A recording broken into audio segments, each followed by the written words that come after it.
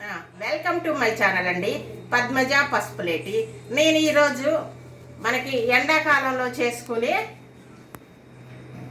పప్పు చారు, పెసరపప్పు చారు. ఎండాకాలం ఈజీగా చేసుకోవాలి, ఆరోగ్యానికి మంచిది. పెసరపప్పు చలవ చేస్తుందండి. చలవ చేస్తుంది కాబట్టి పెసరపప్పు ఎక్కువగా వాడాలి. పెసరపప్పు వల్ల చాలా మంచి గుణాలు కూడా ఉన్నాయి. ఇది పూర్వం మా అమ్మ చేసే వంటేనండి. మా అమ్మ సాయంత్రం పూట కూరలు సాయంత్రం పూట చేసేదండి. ఎండాకాలము పెసరపప్పు చారు చేసేదండి ఎక్కువగా. అది ఏ విధంగా చేయాలా, ఆరోగ్యంగా కూడా ఉంటుంది, తొందరగా కూడా అవుతుంది, మనకి ఎండాకాలానికి కూడా మంచిదండి. అది ఏ విధంగా చేయాలనేది నేను చూపించాలని మీకు చూపిస్తున్నాను. మీకు నచ్చుతుందండి. ఇది మీరు ఎండాకాలంలో చేసుకోవాలి. పిల్లలు అయితే చాలా బాగా తింటారు. చిన్న పిల్లలు కానీ పెద్దవాళ్ళు కానీ ఈ పెసరపప్పు చారు చాలా బాగా తింటారు. అందుకనే మీకు చూపించాలని నేను చేయాలని చేస్తున్నానండి. ఇదిగోనండి, ఏం చేయాలంటే ఇదిగో పొయ్యి వెలిగించాలి. వెలిగించాం కదా,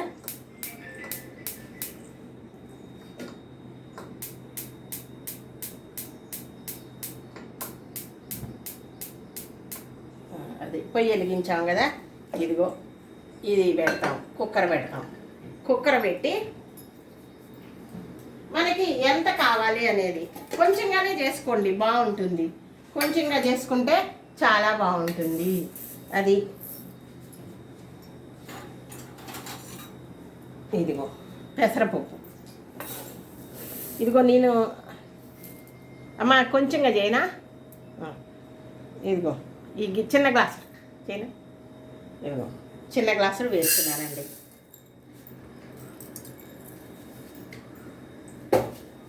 ఈ చిన్న గ్లాసులు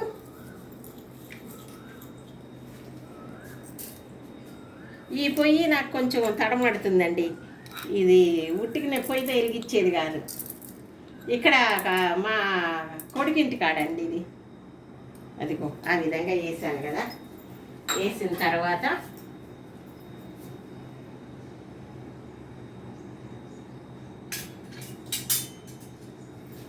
పప్పు ఈ విధంగా వేయించుకోవాలి.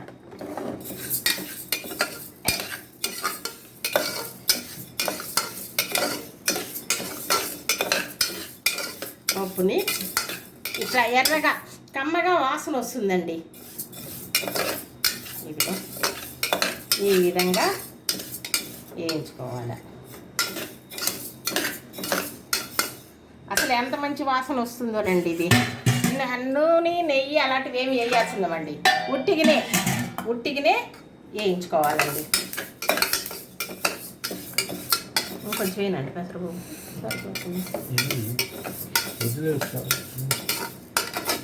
అమ్మ ఒక పూటకేనా, రెండు పూట్ల?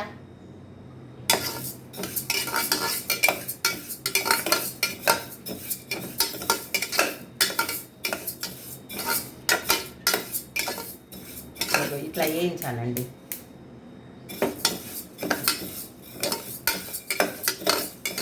సన్న సెగ పెట్టుకుని వేయించుకోవాలి. ఇది చాలా బాగుంటుందండి.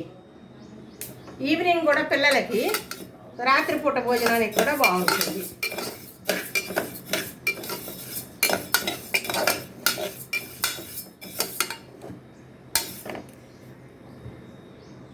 ఇట్లా తగ్గించుకున్నాను.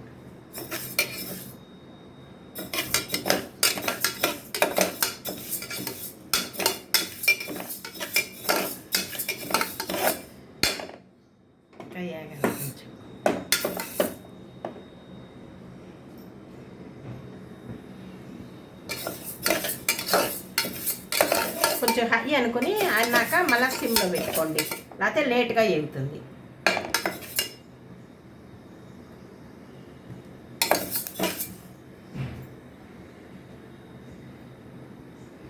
అప్పుడు కొంచెం తగ్గించుకుందాం. ఎక్కువ పెట్టాను కదా. చూడండి, చూపించండి. ఈ విధంగా ఎర్రగా ఎరగాలండి. పెసరపప్పుతో చేయొచ్చు, పెసలతో కూడా చేయొచ్చండి.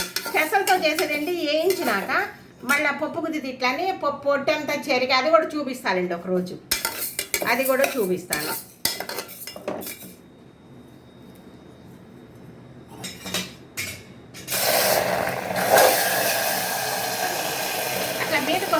జాగ్రత్తగా వేసుకోండి, కొంచెం జాగ్రత్తగా వేసుకుంటే చాలు.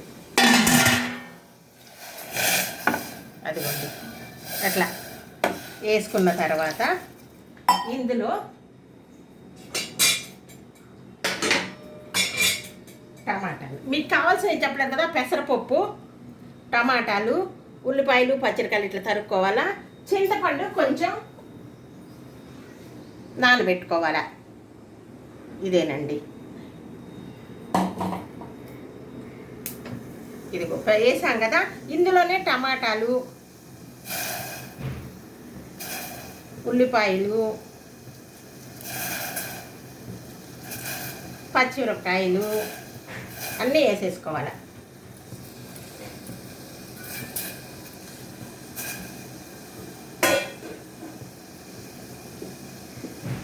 వేసుకున్నాక కొంచెం నీళ్లు పోసుకోవాలి.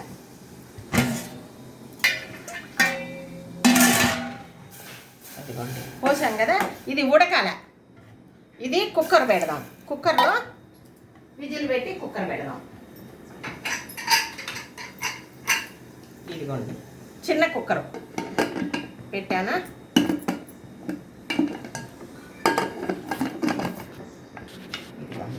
విజిల్ ఇప్పుడు వెంటనే పెట్టకూడదండి. ఇందులోంచి గాలి ఆవిరి వచ్చిన తర్వాత ఇది పెట్టుకున్నామంటే మనకు పొంగకుండా చాలా బాగుంటుందండి. విజిల్ మాత్రం ముందుగాల పెట్టకండి. ఈ విజిల్ పక్కన పెట్టుకోండి. పక్కన పెట్టుకొని ఆవిరి వచ్చిన తర్వాత పెట్టాలండి.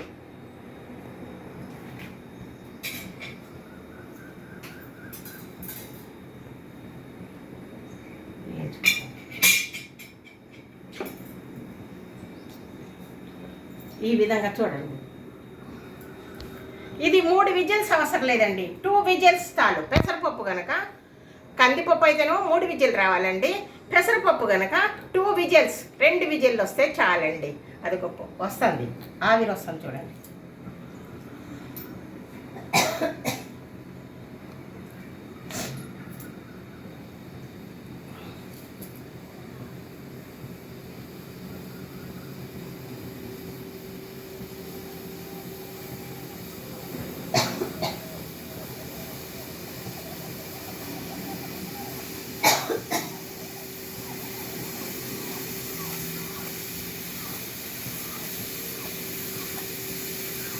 అది ఆవిరి వస్తుంది చూడండి. ఇంకా కొంచెం పోవాలి. పోయిన తర్వాత ఈ విజిల్ పెట్టామనుకుంటే అది పొంగకుండా చాలా బాగుంటుందండి.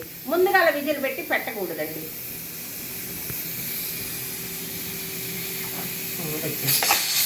అదిగోండి 2 విజిల్స్ వచ్చిన తర్వాత మనం ఆఫ్ చేసుకుని అది చల్లారిన తర్వాత చేయాలండి. అది చూపిస్తాను. 2 విజిల్స్ రావాలండి. 2 విజిల్స్ రావాలా వస్తుంది, చూపిస్తాను. తర్వాత 2 విజిల్స్ వచ్చినాక ఆపేయాలండి. ఆపిన తర్వాత అది చల్లారాల, గబామని తీయకండి. అది మనకు తెలుసు కదా కుక్కర్ గురించి, మనకు అలవాటేగా వంట చేసే పని కాబట్టి దాన్ని ఏ విధంగా చేయాలన్నది మీకు తెలుసు. బాగా చల్లారిన తర్వాత తీయాలండి. తీసిన తర్వాత తన ప్రొసీజర్ నేను చెప్తానండి. ఇది చాలా బాగుంటుందండి. ఈ పెసరపప్పు చారు అనేది చలవ చేస్తుంది. పిల్లలు అయితే చాలా ఇష్టంగా తింటారండి. చిన్న పిల్లలు ఉన్నవాళ్ళు చాలా ఇష్టంగా తింటారు. కమ్మగా పెసరపప్పు చారు కమ్మగా ఉంటుందండి, రుచిగా ఉంటుందండి. దీన్ని చేసుకోండి, తినండి. తిని దాని గురించి కామెంట్ పెట్టండి. ఏ విధంగా ఉంది ఏంటి అనేది కామెంట్స్ పెడితే నాకు ఏ విధంగా చేయాలన్నది మీకు అది ఆ విధంగా పొంగకుండా ఉంటుందండి. మా విజిల్ గాలి వచ్చిన తర్వాత పెడితే ఇది అయిపోయింది. చల్లారిన తర్వాత చేస్తానండి. పెసరపప్పు ఈ విధంగా ఉడికించుకోవాలండి. పెసరపప్పు ఈ విధంగా ఉడికించుకోవాలి. అన్ని ఉల్లిపాయ పచ్చిమిరకాయ అన్నీ వేసుకోవాలండి. లేకుంటే విడిగా వేస్తే ఉడకవండి. అందుకని దీంట్లోనే ఉడికించుకోవాలి. దీని వరకు చూపించు. ఇదిగోండి ఈ విధంగా ఇందులో వేసుకొని ఉడికించుకోవాలి. అవి ఏం చేయాలా,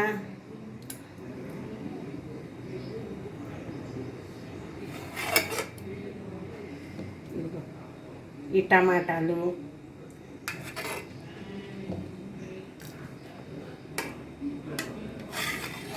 కొంచెంగా తీస్తే అవి నోటికి తగిలితే బాగుంటాయని తీస్తున్నానండి. టమాటాలు నోటికి తగిలితే బాగుంటాయి.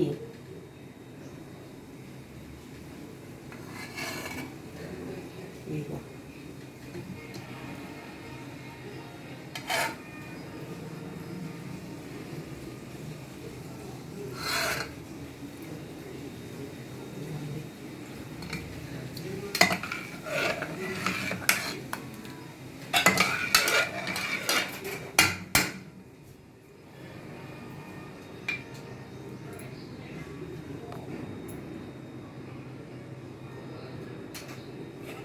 ఇదిగోండి పప్పు గుత్తుంటే పప్పు గుత్తుతో వేలుపుకోండి. నాకు కనపడలేదు ఇక్కడ.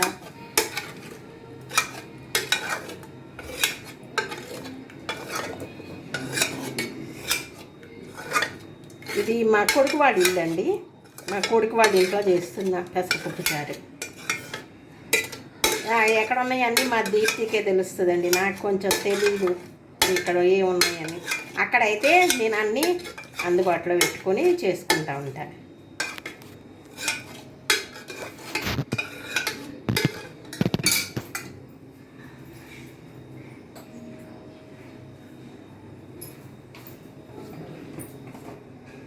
ఇదిగోండి ఉప్పు తగినంత ఉప్పు వేసుకోండి. కావాలంటే మళ్ళీ వేసుకోవచ్చు. తగినంత ఉప్పు వేసుకోండి.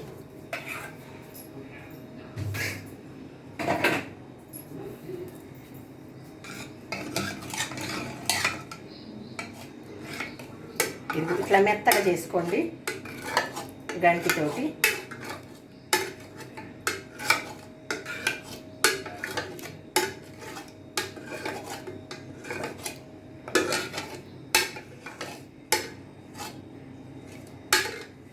కుకింగ్ వీడియో చేసి చాలా రోజులైంది అండి. మళ్ళీ చేద్దామనే ఉద్దేశంతో ఇక్కడ బిగించేసానండి. కుకింగ్ వీడియో చేసి మధ్యలో చాలా రోజులు అయ్యింది. ఇక్కడ ఉన్నాను కదా చేయలేదు.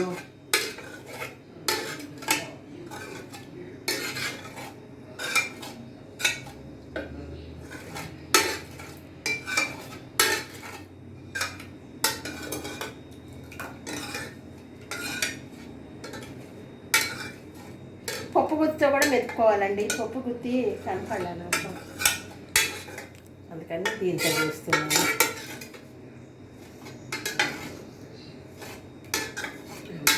ఈ విధంగా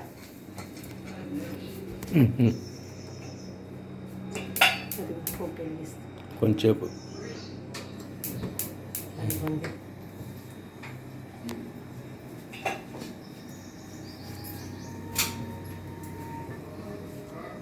ఈ విధంగా పెట్టుకోండి. పొయ్యి వెలిగించి ఈ విధంగా పెట్టుకోండి. రోడ్డు దానికి చూడండి. తర్వాత వెలిగించుకొని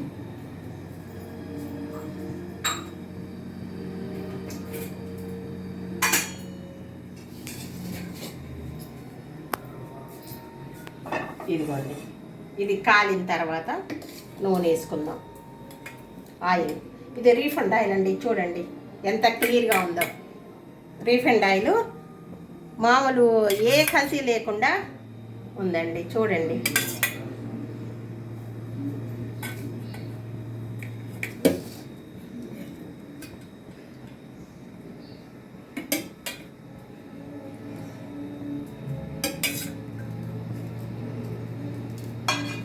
తాలింపు కేగి అంత వేసుకోండి, బాగుంటుంది. తాలింపు కేగి అంత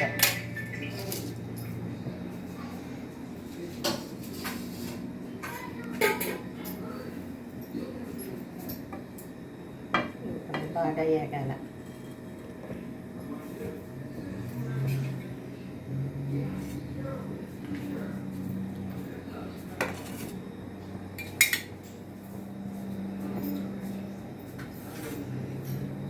ఇదిగోనండి తాలింపు గింజలు. ఇది కొంచెం సిమ్లో పెట్టుకుందాం. ఇదిగో ఆవాలు, మెంతులు, జీలకర్ర, మినపప్పు, ఎండుమిరపకాయలు అన్నీ అండి. ఇదిగోండి వేస్తున్నా చూడండి.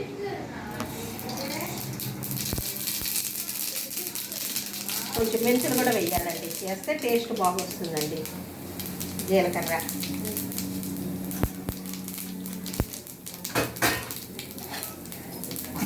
రెండు ఎండుమిరపకాయలు, ఎండుమిరపకాయలు కూడా వేయాలి, వేస్తే బాగుంటుంది.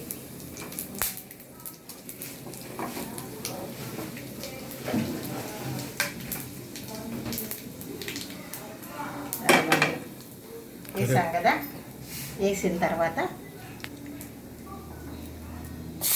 వెల్లుల్లిపాయలండి, వెల్లుల్లిపాయలు,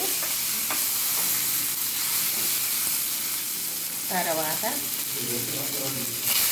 కరివేపాకండి,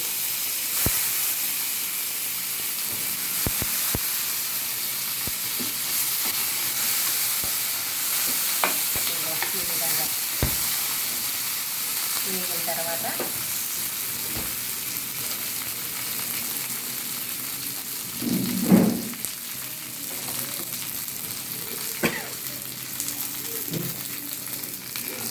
పసుపు కూడా ఇందులో వేయాలండి. పప్పులో కూడా వేసుకోవచ్చు. అమ్మ నాయన, ఒరే నాయన ఈ మూత రాలేదురా నాకు, పసుపు మూత రాడా.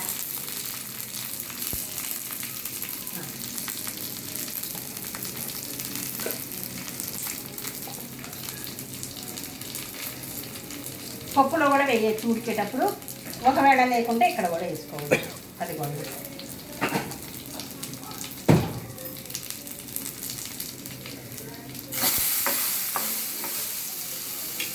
మాడిపోతుంది. అన్నీ అందించుకుంటాం కదా, మంచి బాగుంటుంది. పని మసాలా వేసి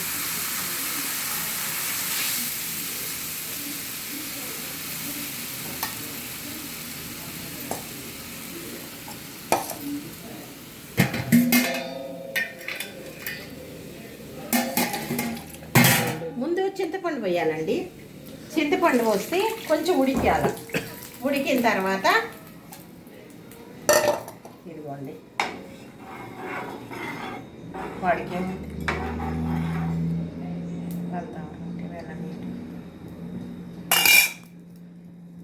కొత్తిమీర ఉందా అమ్మా?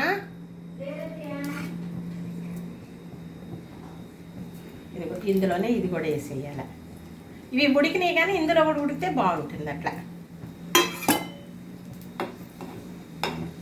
ఇదిగోండి, ఇది కొత్త కొత్తగా ఉడకాలి.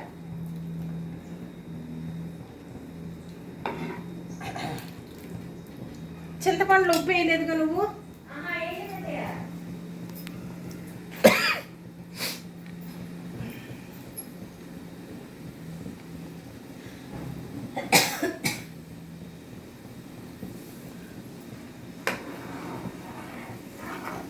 ఇదిగోండి, ఈ విధంగా ఉడకాలి. కొంచెం చింతపండు ఉడికితేనే రుచి వస్తుందండి. పప్పుతో ఉడకకూడదండి, చింతపండు ముందు ఉడకాలండి దీనికి.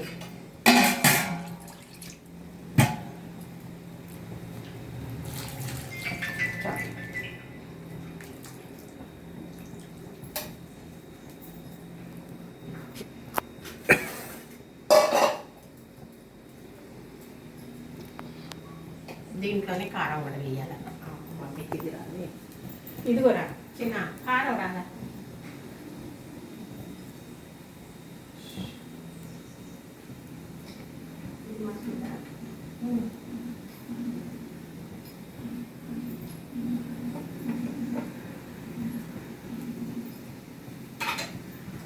ఇది కొంచెంగా కారం, ఎక్కువ వేసుకోకండి. అదిగో కారం, కొంచెంగా కారం వేసుకుంటే బాగుంటుంది. ఎక్కువ వేసుకోకూడదు కారం.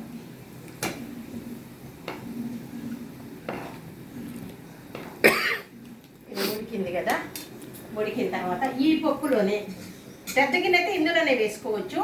ఇది ఇది తాలింపు కానీ ఇది పెట్టాను కాబట్టి ఈ కుక్కర్లో పోసుకోవాలండి.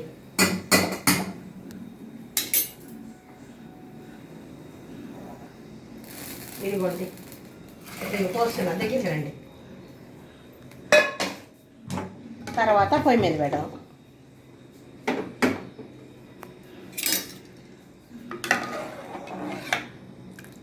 ఇదిగోండి, పెసరపప్పు చారు ఉడకాల. ఉడికితే చాలా బాగుంటుంది ఇది.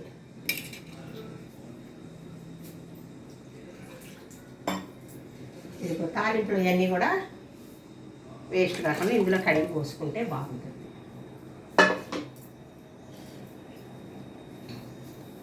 ఉప్పు అన్నీ సరిపోయినాయా లేవా అని చూసుకోవాలి.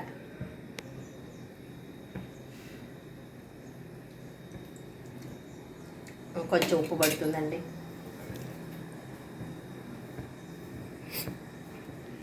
అమ్మ కొంచెం కరివేపాకు ఉందా?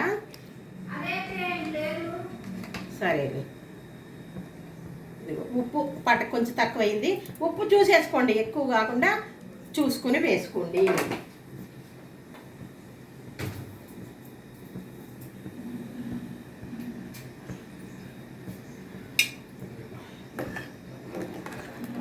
పెసరపప్పు చారండి, చాలా బాగుంటుందండి ఇది.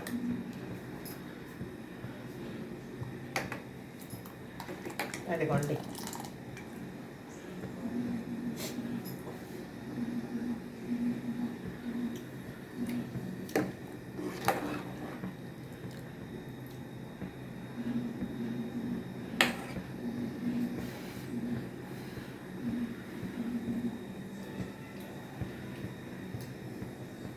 సరిపోయిందండి, అన్నీ సరిపోయినాయి. అదిగోండి, ఒక ఉడికినాక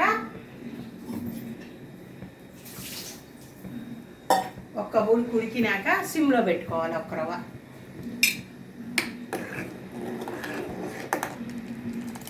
ఇది పెసరపప్పు చారండి. అన్నం అయిందమ్మా? 22 నిమిషాలు మధ్యలో నిండుగా. ఈ విధంగా పెసరపప్పు చారు చేసుకోండి, పిల్లలు భలే ఇష్టంగా తింటారండి. ఇంత నెయ్యి చుక్క వేయాలండి. తాలింపుకి కూడా నెయ్యి చుక్క వేస్తే చాలా బాగుంటుందండి. తాలింపుకి కూడా నెయ్యి చుక్క కానీ వేసి తాలింపు పెట్టామంటే చాలా బాగుంటుంది. నేను నూనె వేసాను, నెయ్యి వేసి తాలింపు పెడితే చాలా అద్భుతంగా ఉంటుంది కూర. కాబట్టి నెయ్యి వేసి తాలింపు పెట్టుకోండి, బాగుంటుంది. లేకపోతే నూనె వేసి చేసుకోండి. ఒక్క చుక్క నెయ్యి వేయండి, లేకపోతే దింపేటప్పుడు ఒక్క చుక్క నెయ్యి వేసామనుకో చాలా బాగుంటుందండి. నెయ్యి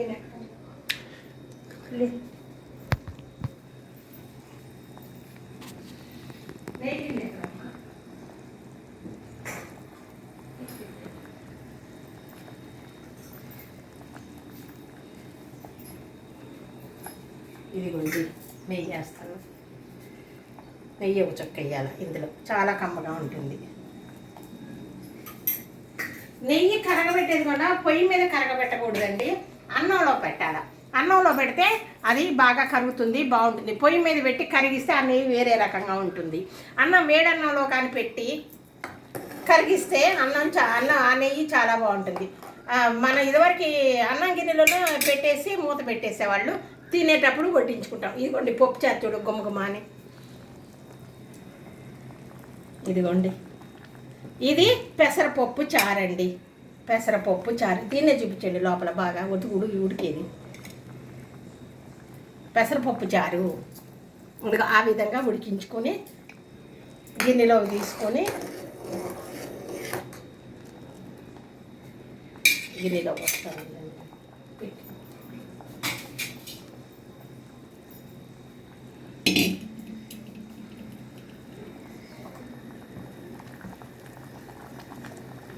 అనుకోండి, ఆ విధంగా ఉడకాల.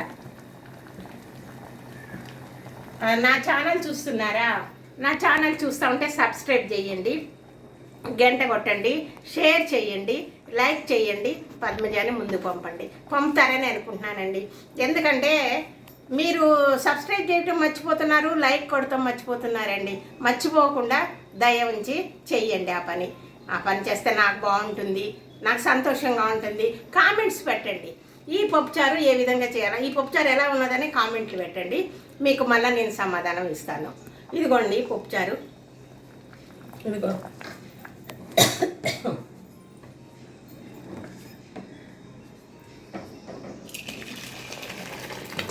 అదిగోనండి పప్పుచారు చూపించండి. అదిగోనండి గమగమలాడే పప్పుచారు, పెసరపప్పు అట్లా ఇట్లుండి కనపడాలి, ఇది వెలుతురు వస్తుంది. గుమగుమలాడే పప్పు చారండి, పెసరపప్పు చారు. దీనికి కావాల్సినవి ఏంటి? ఒక టమాటా, ఒక ఉల్లిపాయ, పచ్చిమిరపకాయలు, అంతేనండి. పప్పు ఉడికిన తర్వాత చింతపండు కావాలండి. చింతపండు కొంచెంగా వేసుకోండి, ఎక్కువ పులుపు ఉంటే దీనికి బాగుండదు, పులుపు తక్కువే ఉండాలి. వేసుకొని పప్పు ఉడకబెట్టుకుని పప్పులో టమాటాలు, ఉల్లిపాయలు అవన్నీ వేసి ఉడకబెట్టండి. ఉడికిన 2 విజిల్లే రావాలా, 3 విజిల్లు రాకూడదు. 2 విజిల్లు వచ్చినాక అది చల్లారిన తర్వాత అందులో ఉన్న టమాటాలు అవన్నీ తీసి పక్కకు పెట్టుకొని తాలింపు వేయండి. తాలింపు అన్నీ వేయాలి తెలుసు కదా, దాంట్లోనే తాలింపు వేసి మనం తీసిన ఉల్లిపాయలు, పచ్చిమిరకాయలు పప్పులో ఉడకబెట్టాం కదా, అవి వేయాలి. అవి వేసినాక తాలింపు గింజలు, ముందు తాలింపు గింజలు వేయాలి. వేసిన తర్వాత దాంట్లోనే కొంచెం పసుపు వేయండి, లేకపోతే పప్పులోనే వేసుకోండి పర్వాలేదు, అది కూడా బాగానే ఉంటుంది. వేసుకొని టమాటాలు అవన్నీ కూడా వేయండి. ఎండుమిరపకాయలు ఒక 2 తాలింపులో వేయండి. కరివేపాకు వేయండి. వేసిన తర్వాత చింతపండు నీళ్ళు పోయండి. చింతపండు నీళ్ళు పోసిన తర్వాత ఉడికిన తర్వాత పెసరపప్పు ఉడకబెట్టుకుని ఉన్నాం కదా, అవి పోయండి. చింతపండు బాగా ఉడికిన తర్వాత పోయాలండి పెసరపప్పు, ఆ టేస్ట్ వేరే ఉంటుంది. 2 కలిసి ఉడికితే అది వేరే ఉంటుంది. వేరువేరుగా ఉడకాల, అది వేరే, అందుకనే చూపిస్తున్నా. అందరూ కలిపి చేస్తూ ఉంటారు కదా, ఆ విధంగా కాకుండా చింతపండు ముందు ఉడకనివ్వాలా. చింతపండు నీళ్ళు బాగా ఉడికిన తర్వాత పెసరపప్పు మెతుకుని ఉంటాం కదా, అది వేసేయండి. ఆ కారం, ఇంత కారం వేయండి, పసుపు వేయండి. కారం తగినంత వేసుకోండి, ఎక్కువ వేసుకోకూడదు, కొంచెంగా వేయండి. తాలింపు వేసేటప్పుడు నెయ్యి కానీ వేశారనుకో, ఇట్లా నెయ్యి కానీ వేశారనుకో చాలా బాగుంటుంది, పిల్లలు తింటారు. అట్లా లేదనుకోండి, కొంచెంగా ఉంటే ఏం చేస్తారంటే దాంట్లో నెయ్యి వేయండి, వేడిలో వేయండి. వేస్తే అదంతా మొత్తం కలుస్తుంది, బాగుంటుంది, పిల్లలు అద్భుతంగా తింటారు. ఇదే పెసరపప్పు చారండి. ఇదిగో ఈ పెసరపప్పు చారు ఇదివరకు ఎండాకాలం సాయంత్రం పూట పిల్లలకి 6:00 అన్నం వండేసి 6:30, 7:00 ఈ పెసరపప్పు చారు చేసి ఇంకా ఏదైనా వేపుడు, వడియాలు అవన్నీ పెట్టి ఎండాకాలం పెట్టేవాళ్ళు. కడుపు నిండా తిని పండుకునేవాళ్ళండి, మళ్ళీ లేచి ఆకలి అనేవాళ్ళు కాదండి. కడుపు నిండా ఈ పెసరపప్పు చారుతో అన్నం తిని బాగా ఉండేవాళ్ళు. ఈ విధంగా చెయ్యాలండి పెసరపప్పు చారు. ఇదేనండి నా యొక్క వంట ఈరోజు. నా వంట చూసారా? నా వంట చూసి నచ్చితే కామెంట్స్ పెట్టండి, సబ్స్క్రైబ్ చేయండి, గంట కొట్టండి, షేర్ చేయండి, లైక్ చేయండి, 10 జనం ముందుకు పంపుతారని అనుకుంటున్నానండి. నమస్తే అండి. సర్వే జన సుఖినో భవంతు.